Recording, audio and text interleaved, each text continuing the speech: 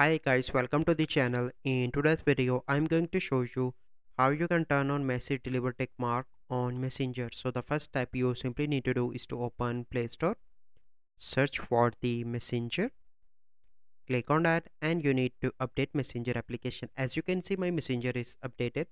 Then you need to go back and open Facebook Messenger. So once you are in Messenger, you simply need to click on three lines on the top left. Here you need to click on the gear icon and click on active status, and from here you need to turn on when you are active. So once you done that, you simply need to go back and go into the privacy and safety and click on restricted accounts, and you need to click on the person that you restricted and click on unrestricted. Then you need to go back and then you need to open the settings, click on app info. Here you are on the settings, click on notifications and you need to enable all the notifications from here, and by doing this your issue will be solved. So this is the process.